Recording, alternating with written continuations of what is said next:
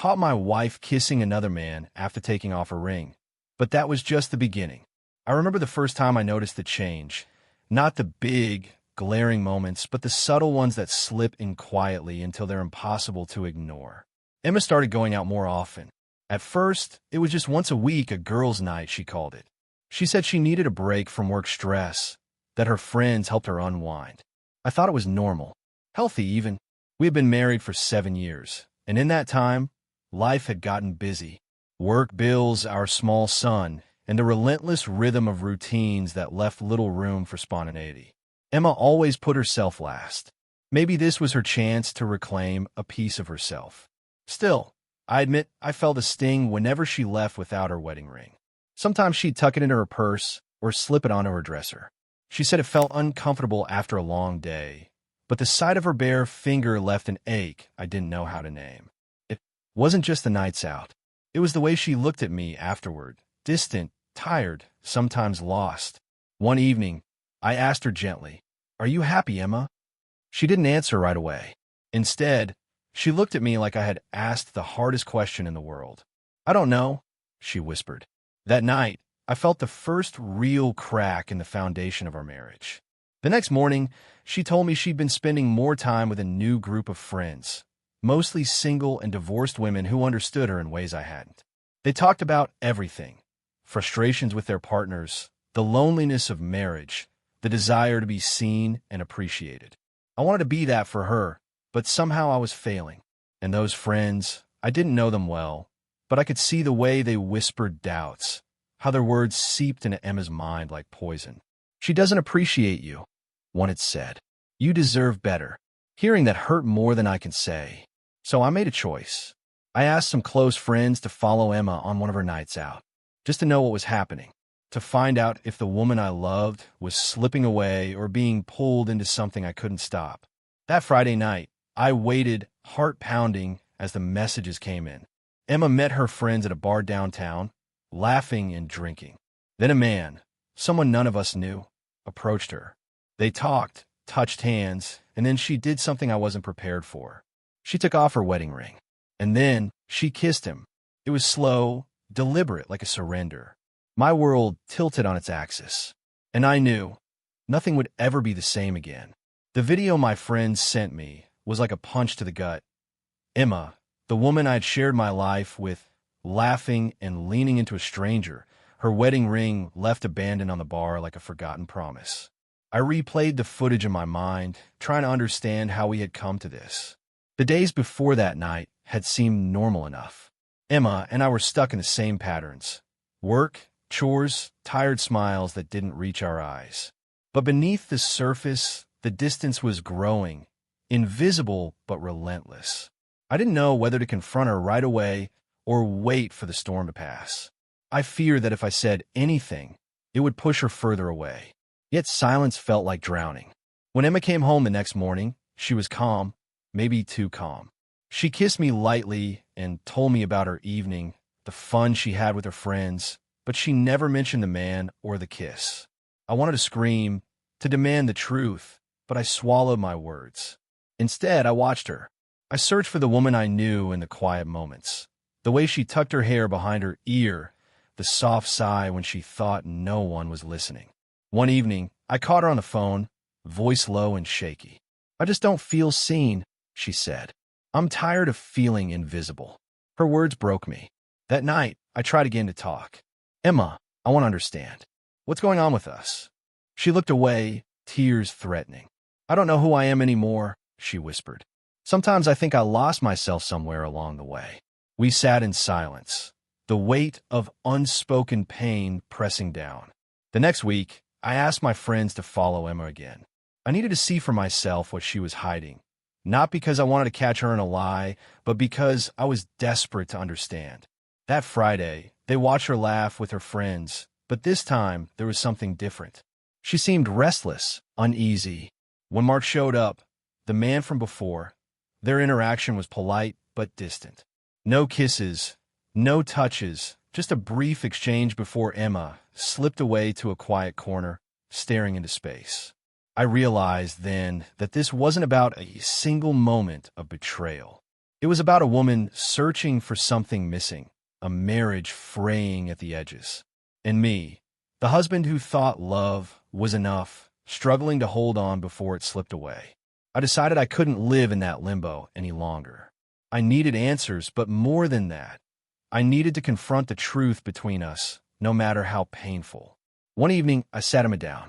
The house was quiet, our son asleep upstairs. I looked into her eyes, hoping to find the woman I married, or at least someone willing to fight for what we had. Emma, I said softly, I know something is wrong. I saw the video. I saw you kiss that man.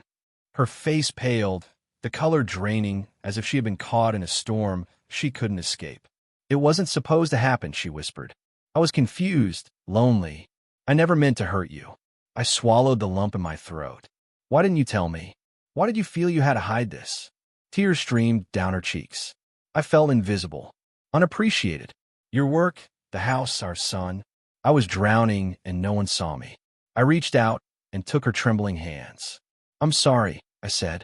I should have noticed. I should have been there. She looked at me, hope flickering in her eyes. I want to fix this, she said, voice breaking. But I don't know how. I pulled her into an embrace, the weight of months lifting slightly. We'll figure it out, together. That night was the first of many long talks, tears, and confessions. We both admitted mistakes, my neglect, her silence.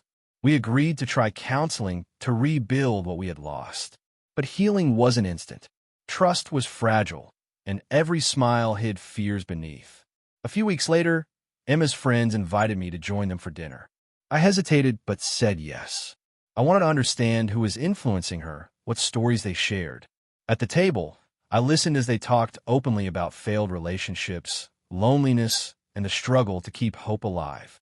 They weren't villains, they were survivors. But their words sometimes cut deep. Warnings about men who don't appreciate their wives, reminders that life is short. Emma's eyes shone with a mix of pain and strength.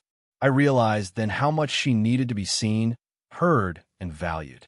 That dinner marked a turning point for me. Sitting among Emma's friends, hearing their stories and struggles, I began to understand the loneliness she'd been feeling. These women were warriors in their own right, bearing scars from broken relationships and betrayals. They weren't trying to tear us apart. They were simply trying to survive and find some light in their own darkness. But I also saw how their voices, sometimes unintentionally, planted seeds of doubt in Emma's mind. After that night, I made a decision. I had to be more present, not just physically but emotionally. I couldn't just go through the motions of being a husband and father.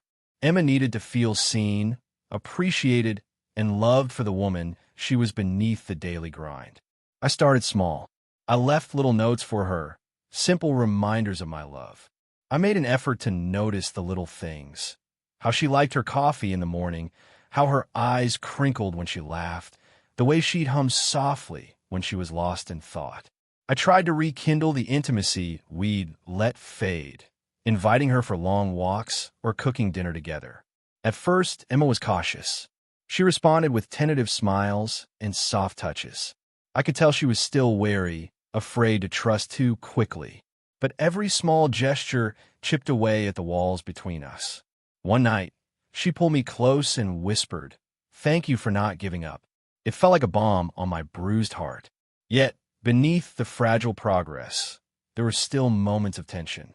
Emma's girls' nights continued, and I couldn't help but feel a gnawing unease whenever she slipped off a ring before going out.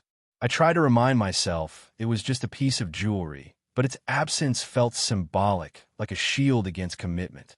One Friday, I decided to ask her about it. "Why do you take your ring off sometimes when you go out?" I asked gently. Emma hesitated, then sighed. "It's silly, I know, but sometimes it feels like the ring is a weight, reminding me of all the expectations. Taking it off feels like a little freedom." Her honesty hit me harder than any anger could have. I realized that for Emma, our marriage wasn't just a bond. It was sometimes a cage. That night, we talked long into the early hours, not about blame or betrayal, but about freedom, identity, and what it means to love someone without holding them back. The weeks that followed were a delicate dance between rebuilding trust and respecting space. Emma and I were trying to find a new rhythm, one where love didn't feel like a chain, but a choice we made every day. She still went out with her friends regularly, and I fought my rising insecurities. I reminded myself that she was a person, not a possession. But sometimes, when the house was empty, doubt crept in like a shadow. One Friday evening, Emma left for her usual girls' night, the ring once again absent from her finger. My phone buzzed a few hours later. A message from her. Having fun. Miss you. A small gesture that warmed me, but also stirred a complicated mix of relief and jealousy. I wanted to trust, but part of me wondered if Mark was still lurking in the background. The next day, unable to silence the nagging worry, I asked a close friend to discreetly check in.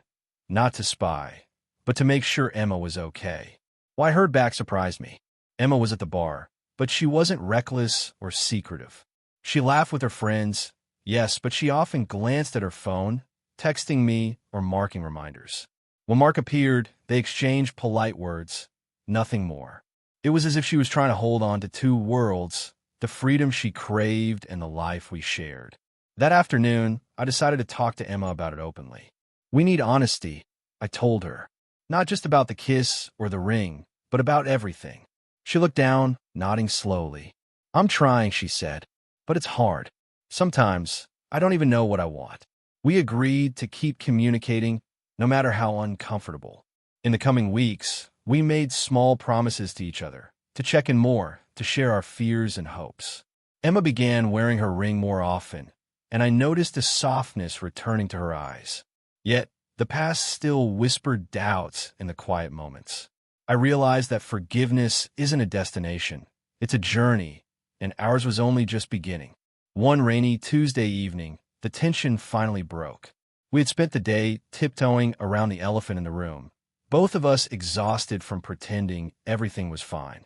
The silence between us was suffocating. I sat down at the kitchen table, watching Emma sip her tea, her fingers trembling slightly. The soft patter of rain outside matched the nervous rhythm in my chest. Emma, I began, voice steady but gentle. I can't keep living like this, with questions hanging in the air. I need to know, where do we stand? Are we fighting for us, or are we drifting apart? Her eyes welled with tears. She looked so vulnerable, so raw. I want to fight, she whispered. But sometimes it feels like I'm fighting alone. I reached across the table and took her hand. You're not alone, I said firmly. We're in this together. But I need you to be honest with me. No more secrets, no more hiding. She nodded, biting her lip. After a long pause, she took a deep breath and began to speak. There was more than just that night with Mark, she confessed. I felt disconnected from you long before. The late nights, the missed dinners, the silence. It built a wall I didn't know how to climb. Her words hit me hard. The realization that I'd been unintentionally pushing her away. I'm sorry, I said, voice cracking. I thought I was doing it all for us, but I see now I was failing you. For hours we talked about fears, regrets, and the small moments we'd overlooked. We laid bare our wounds and dreams. That night, something shifted. We weren't just husband and wife struggling. We were two people rediscovering each other. It wouldn't be easy. There would be setbacks, doubts, and hard days. But for the first time in months, hope felt real. In the following weeks, Emma and I began making real changes. It wasn't grand gestures or dramatic declarations, but small, consistent acts of love and attention that slowly bridged the gap between us. I made a point to be home earlier, helping with bedtime stories and morning breakfasts. I listened without interrupting when Emma talked about her day, her fears, and even her doubts about us. Emma, in turn, started opening up more, inviting me into her world instead of retreating into the safety of her friends group. She started wearing her wedding ring again regularly, and the sight of it on her finger became a quiet symbol of her commitment. And ours. One evening, she surprised me by planning a simple date night at home. She cooked my favorite meal, lit candles, and put on music we used to love. It was imperfect but heartfelt. We talked late into the night, sharing dreams about the future and the kind of marriage we wanted to build. One rooted in honesty, respect, and deep connection. But even with progress, doubts still crept in. I sometimes caught myself watching for signs of slipping away, and Emma admitted feeling torn between the safety of routine and the freedom she craved. One afternoon, we took a long walk in the park, hand in hand. The sun was setting, casting golden light across the trees. "I don't want to lose you," I said softly. She squeezed my hand. "And I don't want to lose myself," she replied. In that moment, I realized love wasn't just about holding on. It was about giving each other space to grow. Our marriage was no longer a fixed thing, but a living, breathing journey. And we were learning to walk it together, step by step. Around that time, Emma's relationship with Mark evolved too. It remained a friendship, but it was clear they leaned on each other during their darkest moments. I won't lie, it was hard to watch, a complex mix of gratitude and jealousy twisting inside me. One Saturday, I decided to meet Mark face to face. I needed to understand the man who had become a significant part of Emma's life. Mark was quieter than I expected, respectful, honest, and not defensive. We talked openly, and I saw a glimpse of the loneliness that connected them both. He assured me their relationship was strictly platonic and supportive. While that didn't erase my insecurities, it eased the tension. Emma and I agreed to keep those boundaries clear, understanding that friendships don't have to threaten marriages if built on trust. Still, the memories of that night, the kiss, the ring left on the bar, lingered in my mind, reminders of how fragile things had become. We both knew that rebuilding trust was a slow process, a delicate balance between forgiveness and vigilance. One night, we sat on the porch, wrapped in blankets against the chill. "I want to believe we can be stronger," Emma said, her voice barely above a whisper. "I do too," I replied. "But it will take time." She nodded, resting her head on my shoulder. And as the stars blinked overhead, I realized that love wasn't about perfection.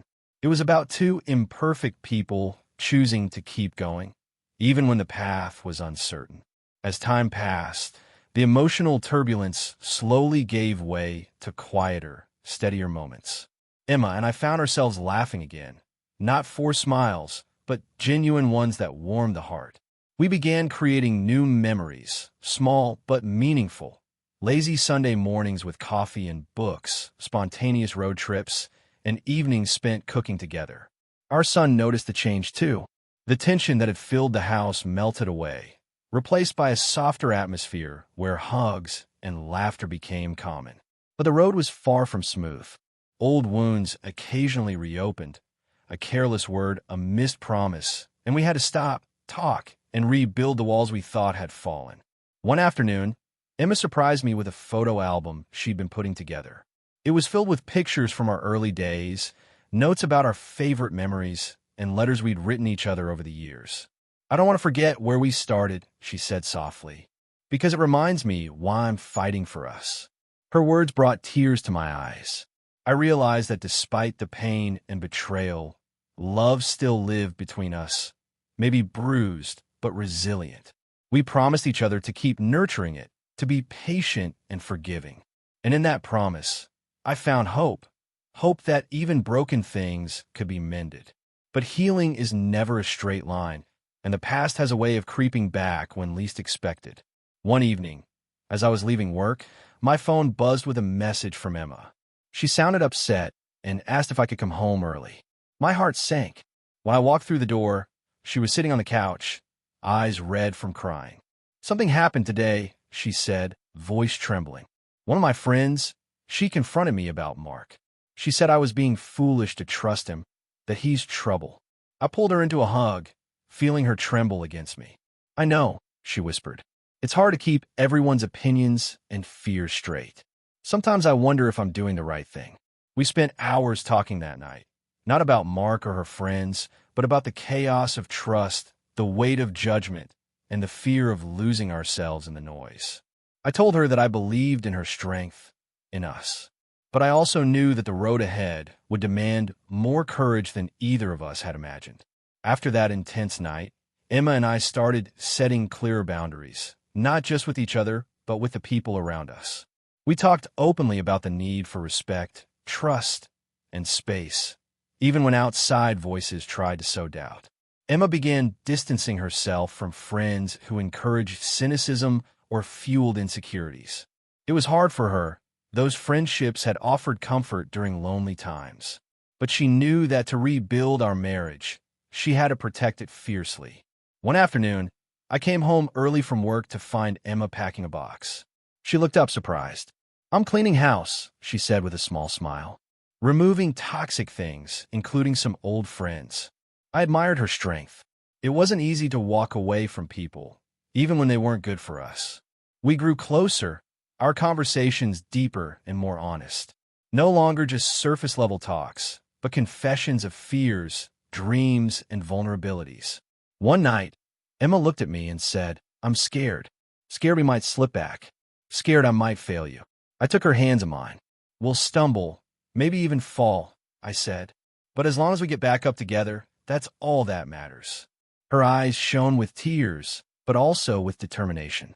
Our journey wasn't perfect, far from it, but it was real. And sometimes, real is the most beautiful thing we can ask for. Months passed, and the fragile threads of our marriage wove into a tapestry stronger than before. The hardest part was learning to forgive.